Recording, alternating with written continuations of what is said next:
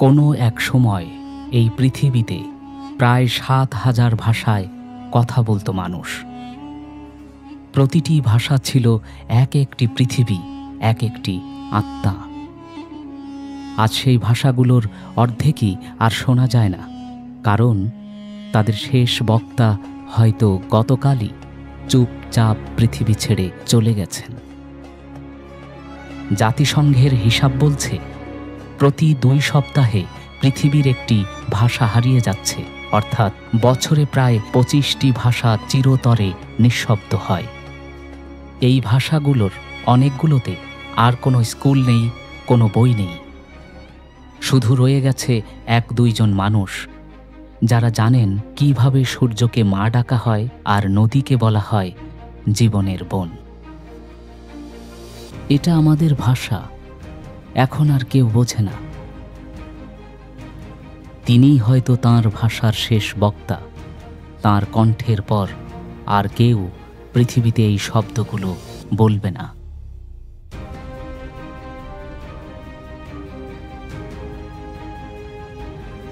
ভাষা হারালে শুধু শব্দ নয়, হারিয়ে যায় গল্প, গান, প্রার্থনা আর এক জাতির অস্তিত্ব। এই পৃথিবীতে কত ভাষা যে হারিয়ে গেছে, কিছু নিঃশব্দে, কিছু ইতিহাসের ধুলোয়। আইকা, তুষারভূমির হিমশীতল বাতাসে মানুষ এই ভাষায় হাসত, কাঁদত, গল্প শোনাত। ১৯৯২ সালে এই ভাষার শেষ বক্তা চলে গেলেন এবং সঙ্গে নিঃশব্দ হল অজানা গল্পের এক জগৎ।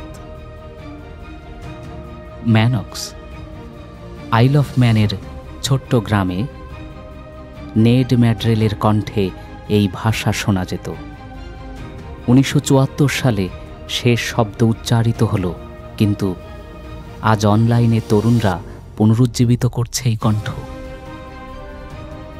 লিভোনিয়ান, বাল্টিকের তীরে কেউ গান গাইত এই ভাষায়।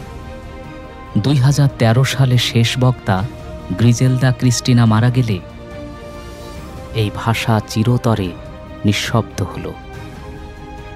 ইউচি, উত্তর আমেরিকার তুষার জঙ্গল আর নদীর তীরে ৩ জন বৃদ্ধ আজও তাদের শেষ শব্দ বলছেন। গবেষকরা তাদের কণ্ঠ রেকর্ড করছেন যাতে শব্দগুলো হারিয়ে না যায়। উবিক, ১৯৯২ সালে শেষ বক্তা চলে গেলে ৮০টিরও বেশি ব্যঞ্জনবর্ণ চিরতরে নিঃশব্দ হল। আজ কেউ সেই শব্দ উচ্চারণ করতে পারে না।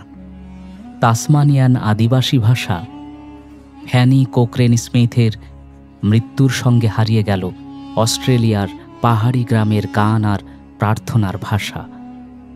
তার কণ্ঠ এখন একমাত্র জীবন্ত দলিল। মুরং, একসময় পাহাড়ের শিশুরা মুরং ভাষায় হাসত, খেলত।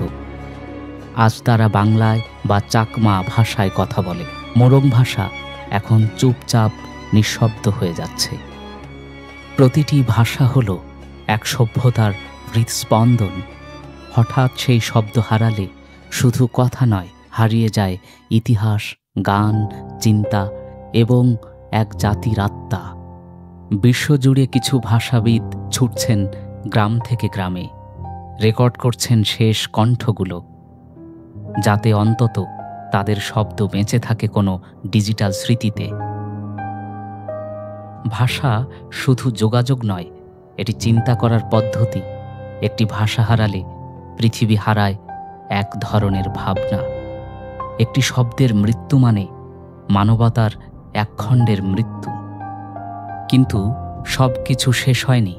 তরুণরা ফিরে যাচ্ছে পূর্বপুরুষের ভাষায়, রেকর্ড করছে লোকগান, শেখাচ্ছে সন্তানকে।